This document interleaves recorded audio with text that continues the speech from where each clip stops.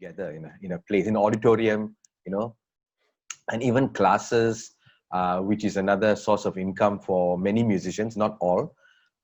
It also has affected because we have to go on different methods of getting this. So in terms of innovating, I think most of us have had to go online to do classes, which for me personally was good. Was good meaning that most of my students, I would say 90% of my students who are learning with me were online with me this past 3 months or 4 months almost. So now we seem to be. So what happens is, I mean, I was taking classes for my students online, and of course they seem to benefited from the whole online class thing, because actually I get to see them more specifically, like I get to see them individually, and they have to send me back videos of their practice where they show me individually. Whereas when they come for class, sometimes they're sitting in a group and they're all hiding behind each other in a way lah. So now it's like each of them sending me one video, so everybody is very, very particular about how they want. Okay, so basically that is that. And then I think performance wise, we've had to try to do things digitally online. The only thing about that is, if you're a musician earning completely just by performance, you're going to find that this whole time you are going to be stuck without any source of income, because nothing online so far is paying money. You get to show your skills, you get to perform online, you get appreciation, but you don't get a performance where people are paying tickets online to come to watch you. So I think in that way, for the students of music who are planning to join this industry, but basically I think to be a performer and to be joining in this music industry, you need to have something else to tide you over a time like this. And I think even though this is the first time and we may feel that it may not happen again, I think the something like of pandemic proportions like this should be expected to happen in the future again. And I think recurrences of this are something which you're going to have to see. So I think having a fallback, that means like something else you're going to do. A lot of my friends in the industry, some of them don't teach, they perform fully. They mean that they're full-time gig players. And what they've had to do now, some of them I've seen are starting up food businesses, selling food in a stall, delivering food, selling Kowe water filters, some of them selling pesticide. I've seen some of them. I'm not going to mention anybody, but basically this is so difficult because you're not trained to do that. You may have a people skill, you may be having social skill, you're able to talk to people, you're able to, interact socially very well. But now you're going to be, when they see you, they say, oh, he's coming to sell me something, rather than that's a musician, So you might actually turn off certain friends, and they might not want to see you more because they think you're going to sell them something. So I think in the long run, being a musician, you need to have something to fall back on, so get some other skill. But if you're not really interested in doing something else, then the least requirement is, I think you should be able to teach whatever you're doing. And teaching, actually, I must be so thankful, because without that skill of being able to teach, I think I would not have been surviving this 3 months financially.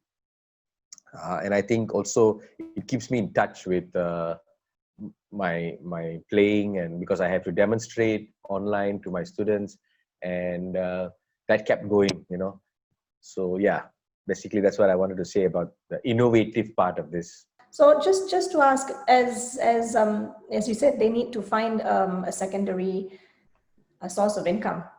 Is that what you were saying? That it's not just music, there has to be something else that they can fall back on? It could be music.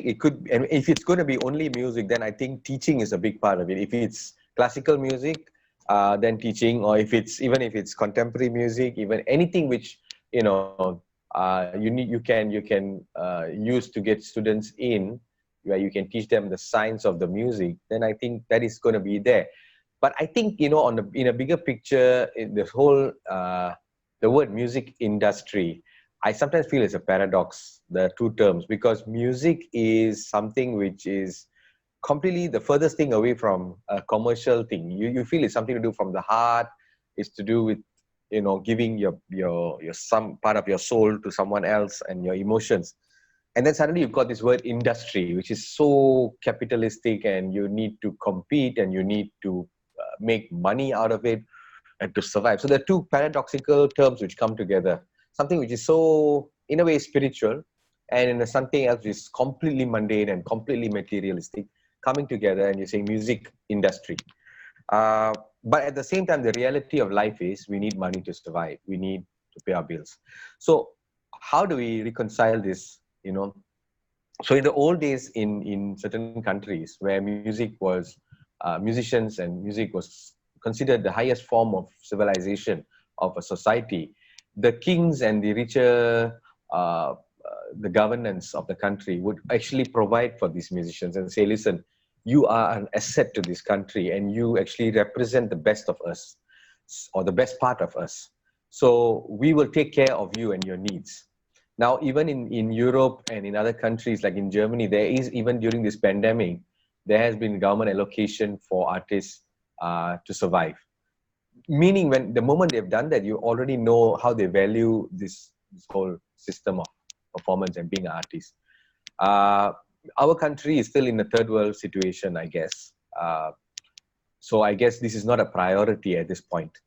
The arts are secondary, if not tertiary, in the rung of society. You have to make yourself still financially stable.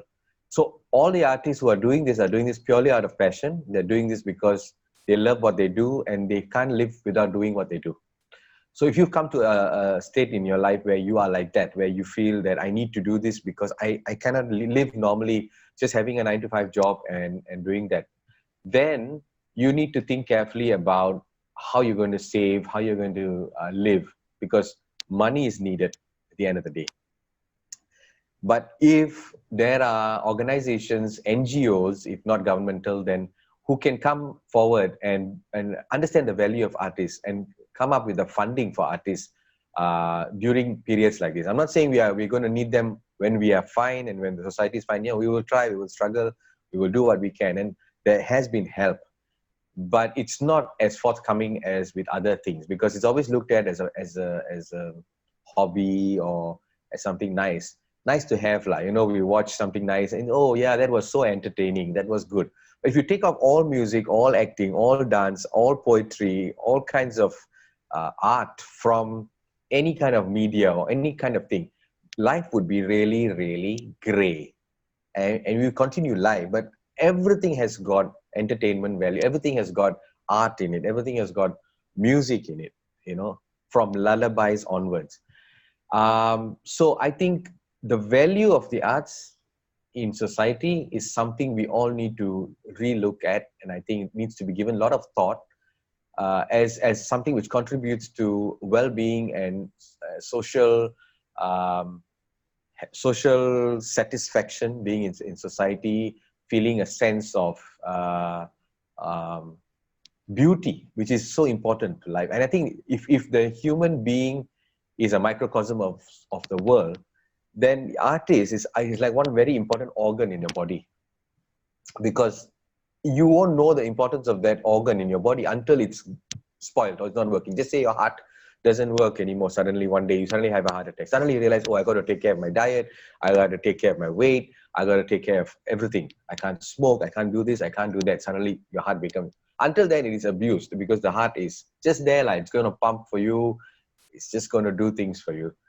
So I think in a bigger way, we need to think the value, we need to rethink the value of the artist, we need to think how, you see, even if it's a hobby, even if it's just a hobby for someone, this hobby is such a thing that it is something, when you learn, you unite your mind, your emotions, and your body all together to do something beautiful. And not many things, activities, unite all three parts of you. Most of the time, it's our minds get a little bit in touch with our bodies, just a little bit.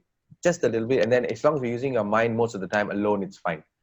Emotion is secondary, and your technique or your body is completely sometimes not looked at. It's just something very important. Most activities, most professions. So I think this is where I am at now, this realization after this pandemic and during this pandemic about our value system about the arts. So that's what I have to say about that, Pravina. Okay, I think I'll get students to ask a few questions in the chat box. Sure. But while waiting for them to pose questions, I just want to ask you, what do you think? I mean, it's been a while already, but how do you find musicians going live with festivals and everything, and the whole change in the whole environment? And it's no more live, there's no more live sessions as in like face-to-face auditorium concerts. So there are a lot of musicians going streaming on the live platform. How do you find as an Indian musician? Because I know there's a lot of audience interaction that's required for Indian musicians to have that drive to perform better and better within a single set. Yes, I think that is one of the factors which I was a bit not so excited about wanting to perform online, because I was thinking, you know, I'm so used to having audience, and then after one piece, they applaud, and that applause, you know, from that applause you can read whether they are excited or they like what you do. So then that gives you more energy to do the next part. But in an online situation, of course, it doesn't happen. You have to read your comments on what you did after the whole performance, maybe a few hours after the performance, and then by the time you're done. So while the performance, you're basically like performing to just a screen. And if you're okay with that, I mean, you can give your 100% regardless of someone reacting to you, knowing their reaction. That's fine. But I think most human beings, most artists, when you speak to someone, you want a reaction. Like even right now, Pravina, I'm speaking to you, and I know your mic is muted, and I don't hear anything back. So sometimes while I'm speaking to you, I'm feeling like, is she listening to me or is she not? That question is there. Oh, trust me, I have that with my students. No, I know. They know it. No, I know. But I'm just saying that that is a bit of a different way of reacting. So we are not. I'm not so used to that, personally, on my side. But I think I'm getting used to it. Like even through teaching, when I'm teaching my students, I get to see their reactions on their faces. And sometimes I tell them, I said, you know, sometimes their faces are like bored, and then I tell them, no, listen, hello. Are you interested? If you're not interested, no problem. You can, you know, leave the class. Then they start, okay, yeah, he's watching me. There is a reaction. My action is causing a reaction, and my action is causing his reaction. So there is always this interactiveness which needs to happen, because music is a communication of an feeling or an emotion, which is sometimes it's not even your reaction is sometimes not possible by just words. It is sometimes just by another sound you make back. Like in Indian music, when someone plays really well, they say, ah, wow.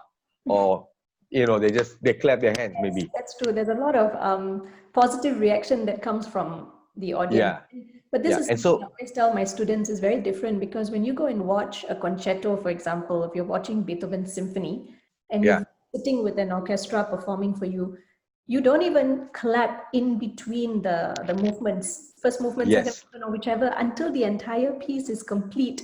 You do not clap. So it's a very different culture in terms of music appreciation. I experienced that when I was in Europe many times with Ustad Usman Khan, the sitar maestro from Pune. So I was fortunate to be accompanying him on his tours to Europe many times. And I think that's the understanding in Europe for audiences who come for something called classical music, because Indian music in India is known as classical music. But the moment you call it classical music outside of India, in another, they look at it and say, no, this is ethnic music, this is music from Indian music, but they'll never use the term classical music outside of the Indian context. That's true. So when the moment we say we are playing classical music, Indian classical, so they give that respect as how they would give the listening, to Western classical concerto or something. So when they sit in the concert, they're actually so quiet, and sometimes that is like very weird because we don't hear any sound, not a peep, even after a one raga, and then it's like going on for 10 minutes or 15 minutes, there one raga, and then that finishes, and then we go to the next one, which goes on for even longer. In between pieces, sometimes nothing, and then right at the end, when we finish the last, third or fourth piece, there's this applause.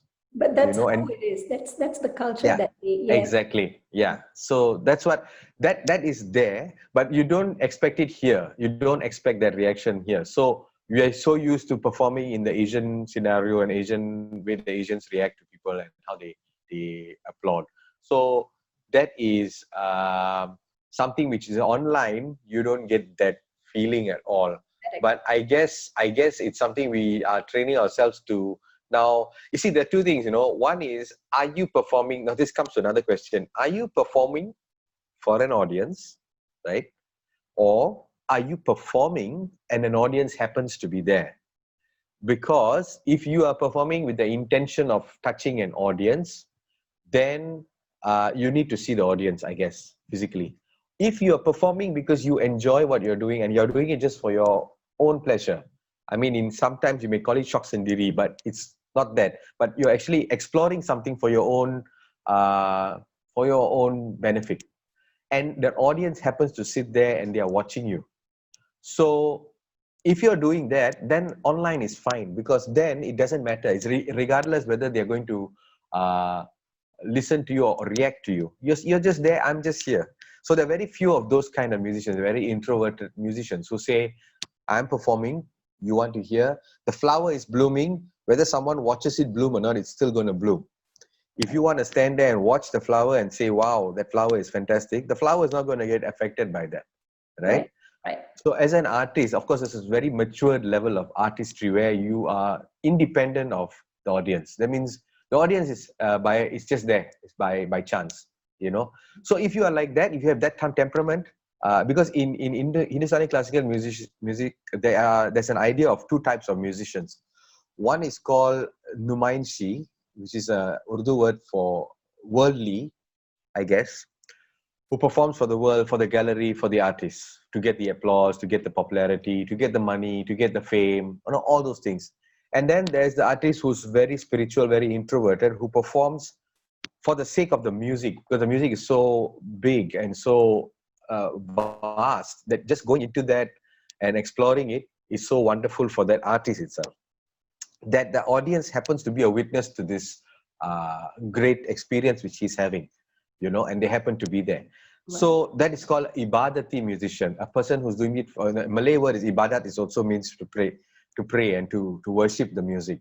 So the ibadati musician and the numainshi, the spiritual introverted, and the in opposition the external extroverted worldly musician. Now I'm not undermining anyone. I think both are very important. I think that you need to have the extroverted musician in order for the world to appreciate and to know the depth of this. You need those people who have those personalities to go out there and in a way sell the music.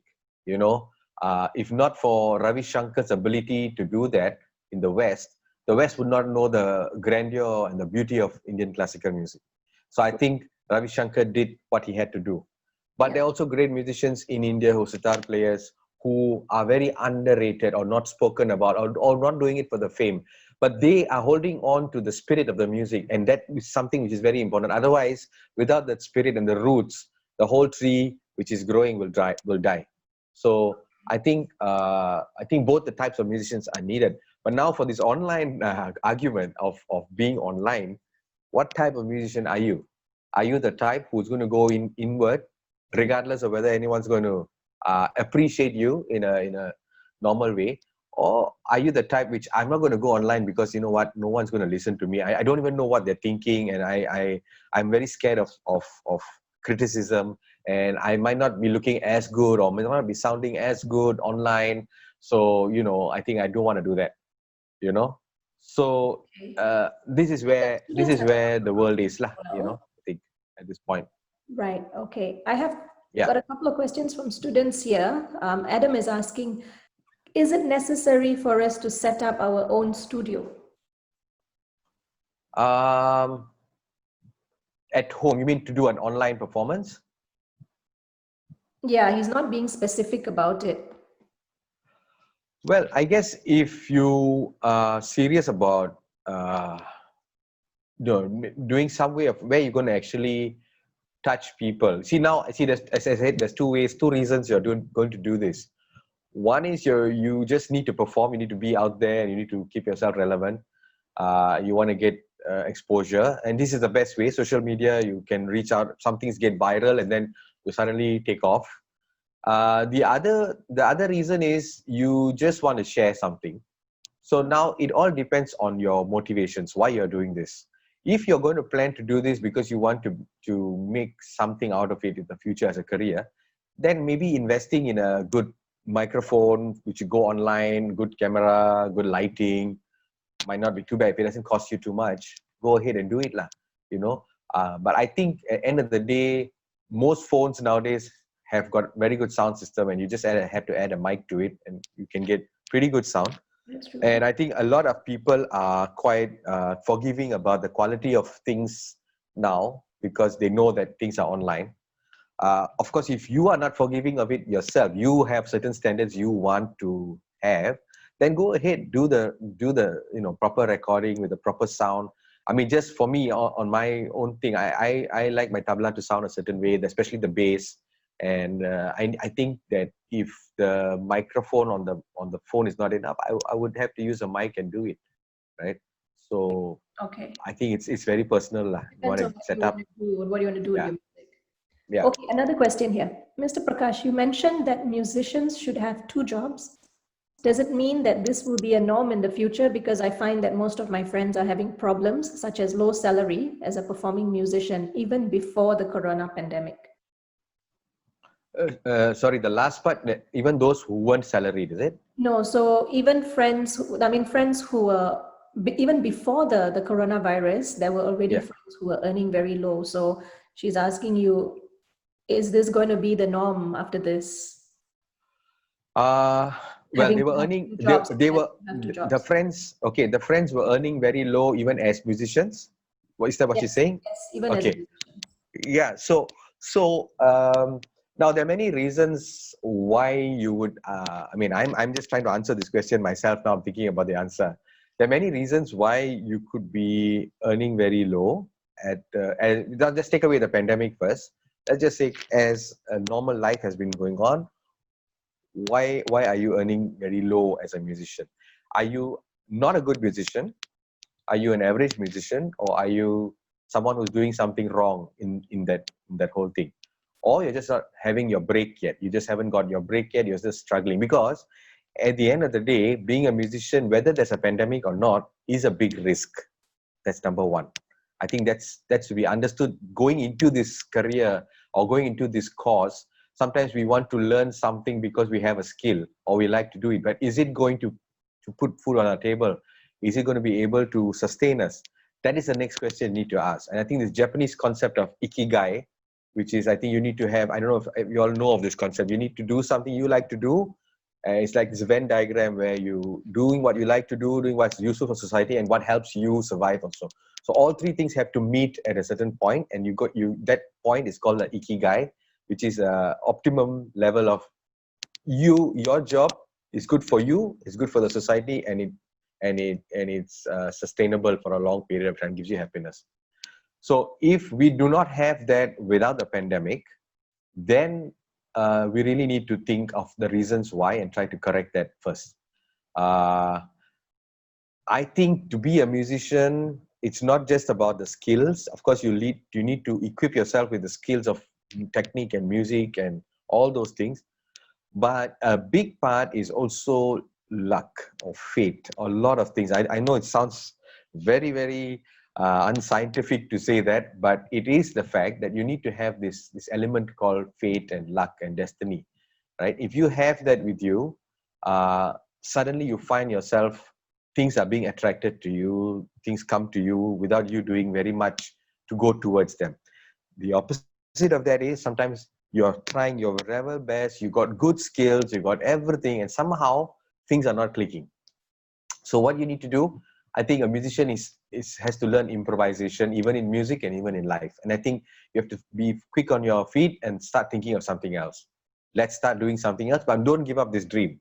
So you need to keep the money coming in, and you need to do that, you need to maybe think of another way of making some money.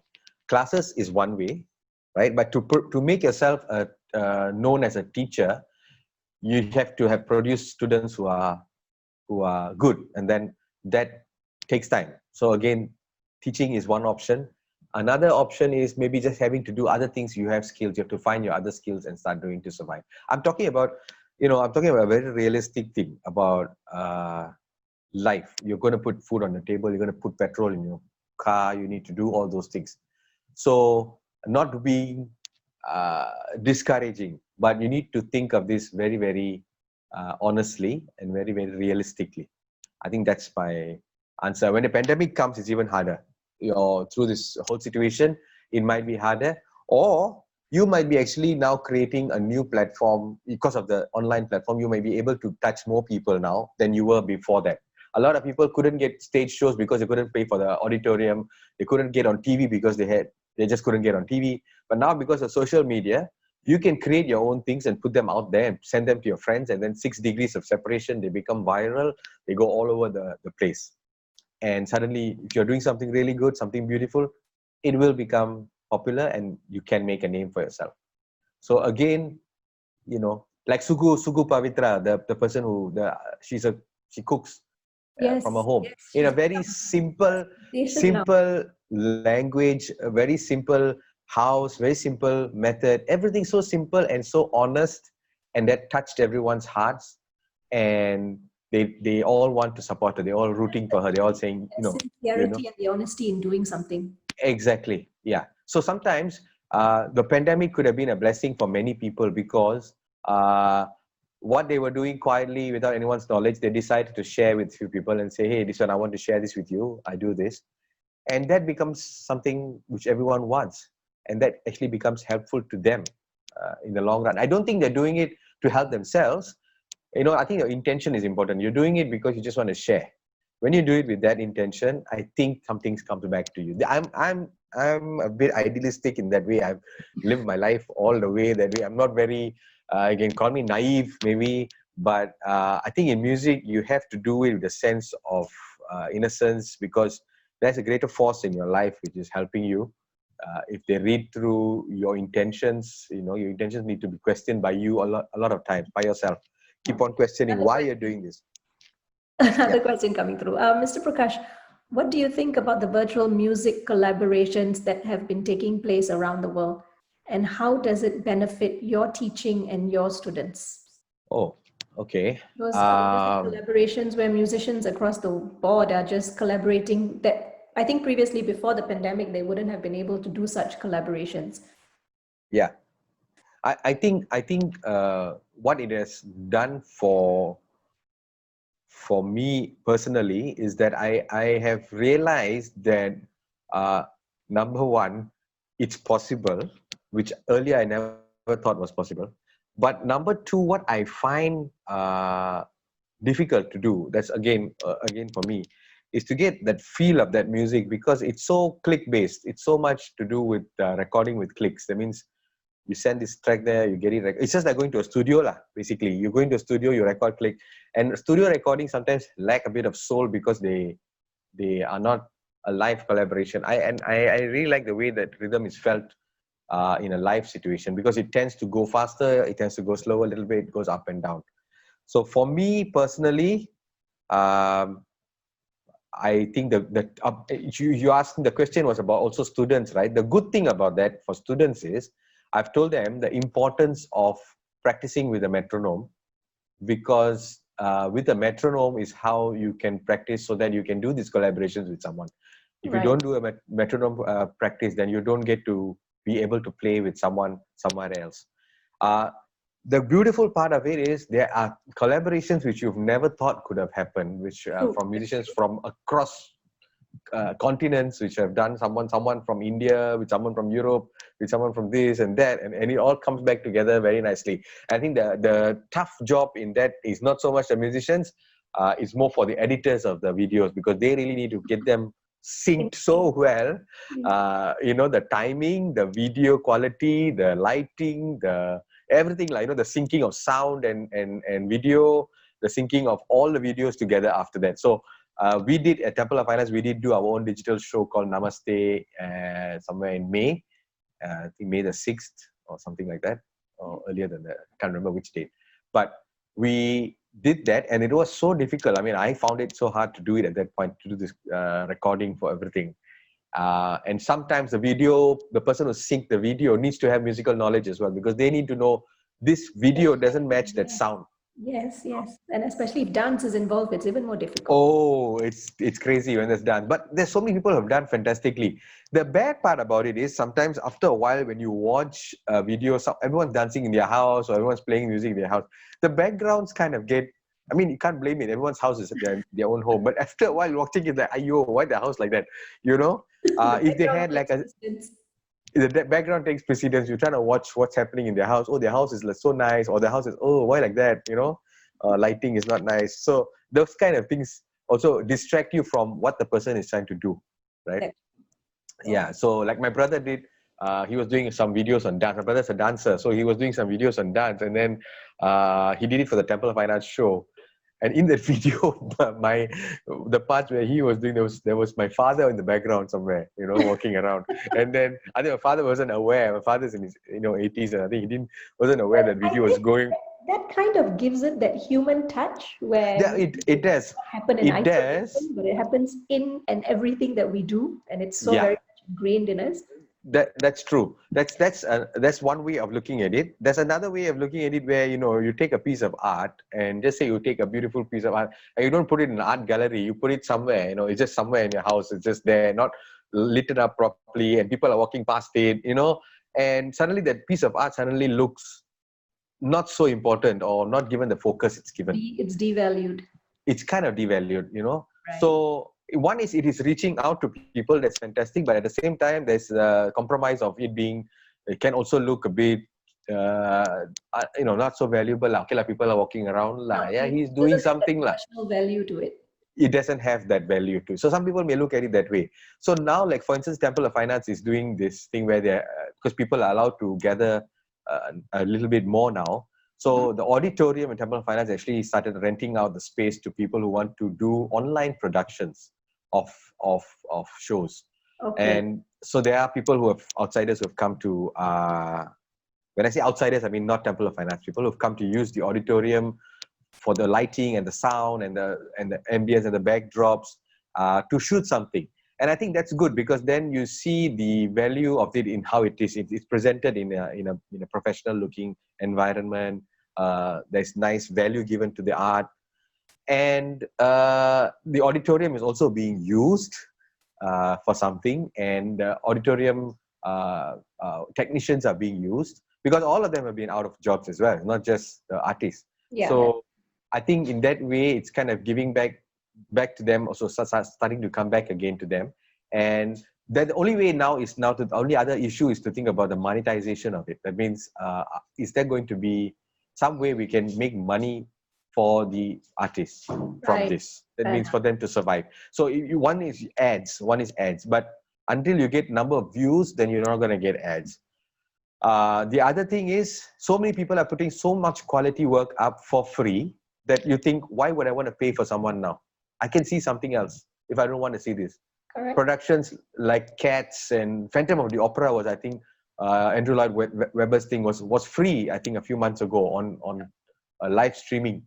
You don't have to buy tickets. You can, of course, it's not the same as watching it in a situation like that, but it's a top class production which is given free to people to watch for 24 hours. True.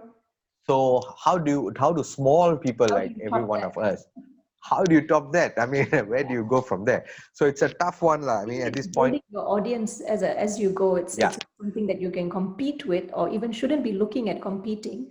Yeah. But maybe starting somewhere. If you don't start and you sit at home and keep complaining, you're never going to move.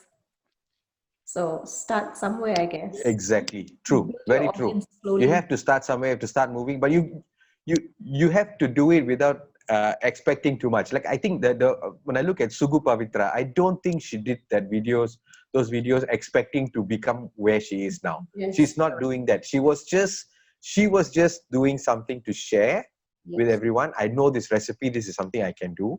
I'm just going to share this in the most simple, most innocent. The innocence of it, I think, is something very underrated and very unspoken of. And I think as students of music, we all need to basically spend time introvertedly in this time and just think about, now, why am I doing this? Why am I actually doing this? Is this possible? Am I doing this the right way? Am I going about thinking about this the right attitude about this thing? I think if we correct all those things, we can attract the audience. We can, intention is a lot. It's a lot to do with this. That's basically mine. I have another question here from Melissa. She's asking, Mr. Prakash, what are some of the ways music teachers can make classes more creative online, since there's no face-to-face interaction with students? So how do you make your classes more interactive? Interactive or interesting? Because interactive is there. I mean, I think it's quite possible, because what I do is asking about how can you make classes more creative? Okay. I have actually done only one thing, which I find, which I'm going to carry on doing after when I get back to normal class. And that one thing was asking them, firstly, I was sending them videos of the lesson for them to watch. And then I had a live class on Zoom. And then I had them send me back the lesson after they practiced it.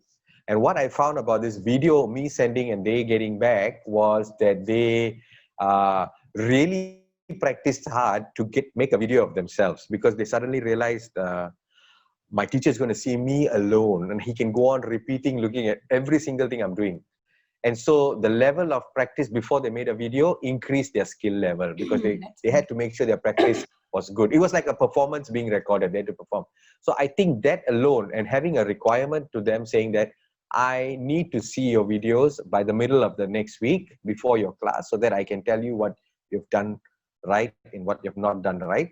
And with that, you can actually correct yourself before the class starts. It was put in place as opposed to if they come and see you face to face in a class.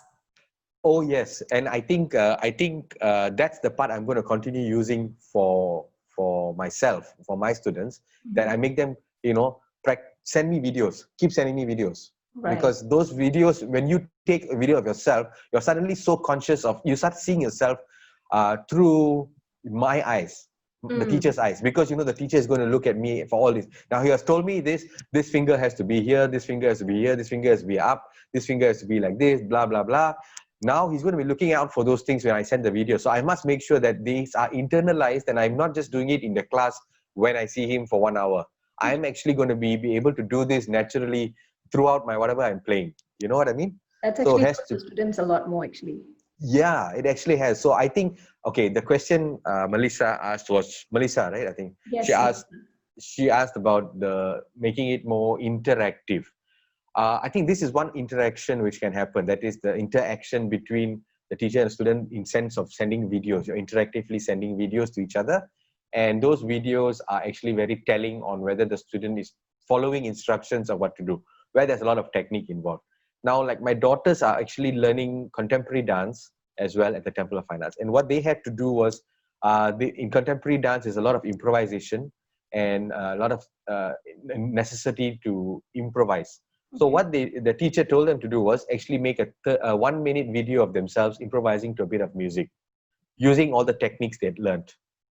And I found that they were working so hard to do that. And I think because they had to make this video. So the moment this video thing was put to them, the practice level changed, the seriousness changed, and all of a sudden the results were there. So that is one of the things I think can be done, like this continue to be done. That is the interactiveness is done through the video sending. Yeah, I hope that answers the question. I don't know if that's what she wanted to know. If she needs another follow-up, I think she'll put it there. Yeah. But I'll just move on to the next question. I've got 2 more questions for now, and then we should be able to close fairly shortly. So this is by Somin. She's asking, do you think Indian music in Malaysia is underrepresented? Well, firstly, let's just look at the population. Indian population, is it underrepresented by Indians? Because firstly, we are just about 10%. Wow, what's our percentage? I think 6% or Now it's 10%. dropped, I think. So I think percentage-wise, uh, we are a small community, right? So I think when you say Indian music, we have to understand what is this Indian music we're talking about. Are we talking about film music? Are we talking about classical music, South Indian classical music, or North Indian classical music? So when we say this, there are many categories. If you ask me, in terms of Indian film music, we are fine. I think radios are on the whole day. It's playing fully film music from beginning to end. I think Minnal FM was playing a little bit of classical music. I think they play at early mornings, which is not a prime time. So maybe in terms of classical music, we are not getting that kind of Indian classical music. I mean, we're not getting that kind of exposure, and we are a little underrepresented. That I do feel. But having said that, I think nowadays online, on YouTube, on Facebook, everyone's on Facebook or on Instagram. There are so many videos. So if say there are 100 people in Malaysia learning classical music, those out of 100 people, just say 20 people decide to share on a regular basis videos on their pages of some fantastic Kathak dancer or someone Bharatanatyam or some Indian music, sitar player, tabla player. They go on sharing. Their friends who are maybe not in music look at that and they say, wow, this is fantastic. I never knew this thing even existed and I'm going to share this. So then this is how it starts spreading. I think it has been spreading now because I'm getting people who are my friends on my friends list on Facebook who are usually not in Indian music fans, but they're suddenly sharing Mridangam player or they're suddenly sharing a tabla player. And I'm like, wow, so this person has this musician has touched you enough for you to want to share it. And so you're getting this exposure, getting out there of Indian music to everyone. So I think the social media platform is helping to make this thing a bit more represented and not be so underrepresented. I think it's growing. It's definitely growing. Okay. Final question. I think this is our last question. What is your opinion about the latest 17th Bo Cameroonian Arts Awards? Because she's asking, as most of the judges were not Indian classical, most of the judges did not have that Indian classical music background. Do you think that tends to unfavor Indian traditional music? But were there even representations for Indian? I think Indian classical dance there was. I'm not sure about music, but I think you see whether there are judges there for a specific style of music or type of ethnic music. I think music generally, if it's good music, it's judged very easily by someone because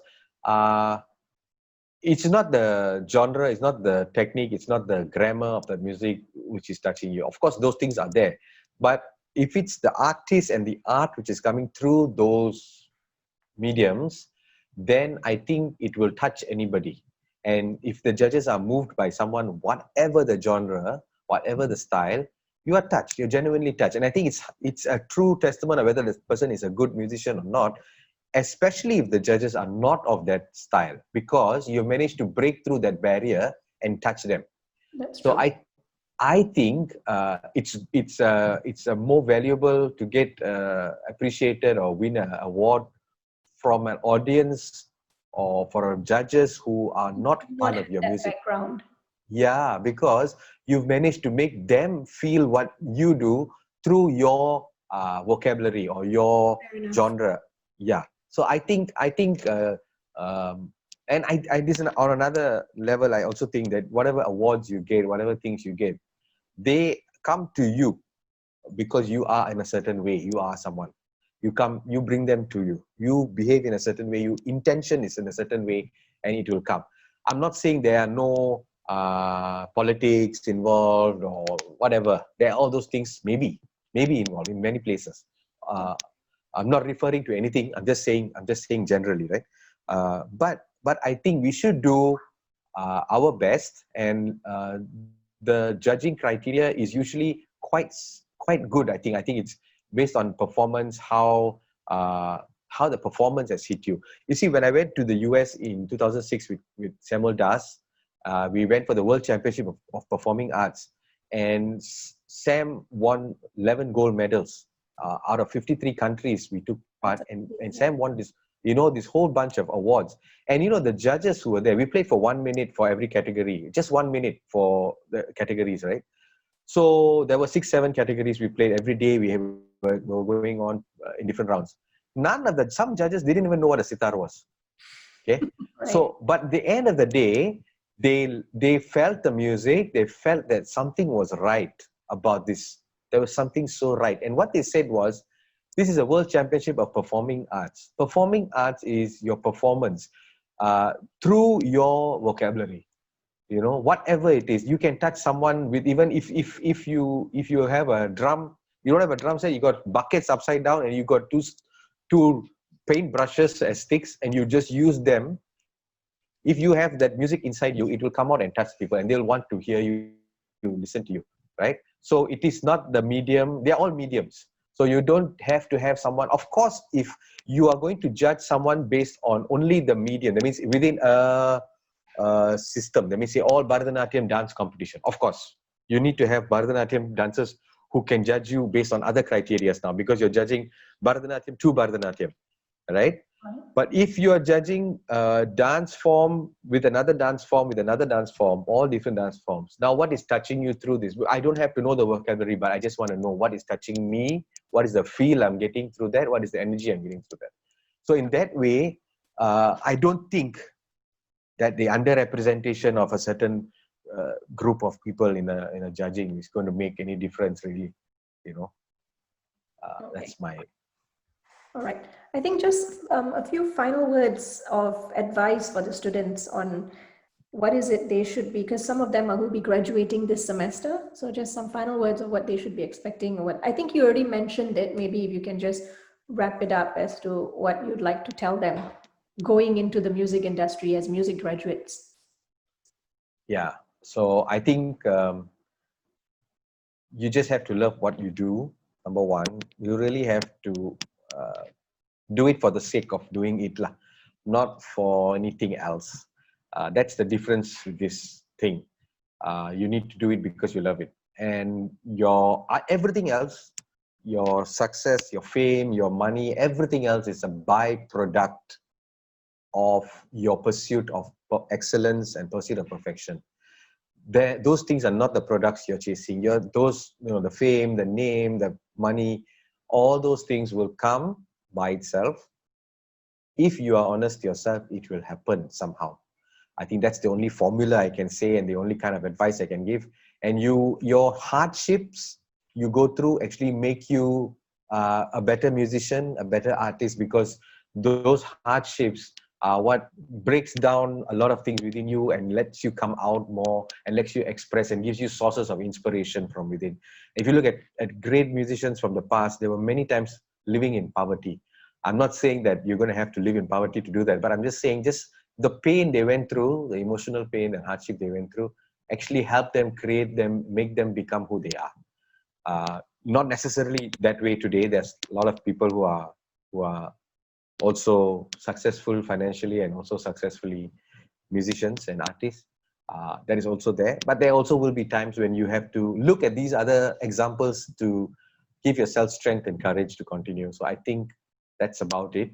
And you have to innovate, just innovate. You have to go with the time, to go with the flow. You have to use things online, go with that. If you have to do things differently, just do that. But hold certain principles to yourself, why you're doing certain things, why you're not doing certain things. Keep those things going on still. I think that's basically what I have to say. Okay. All right. I just wanted to wrap it up and say, I think it was a good session, and just sharing and letting students know, and even your students and music students out there, to know what the reality is, and the fact that you should not just fall back on one area and think that this is what it is and this is what I'm going to be. There should always be a plan B. I think that's what your main aim was. Always have a plan B that you can fall back on, because that's right. You don't know what's going to happen when. Yep. Right. So true. On behalf of School of the Arts, University Science Malaysia, and the music department, I'd just like to say a very big thank you to Mr. Prakash. And if everybody could just put your thank yous into the comment section, it would be nice, because we cannot hear applause and we cannot hear clapping. So it would be nice to know that they are all still online and still listening in. So I want to thank you very much as our Thank you.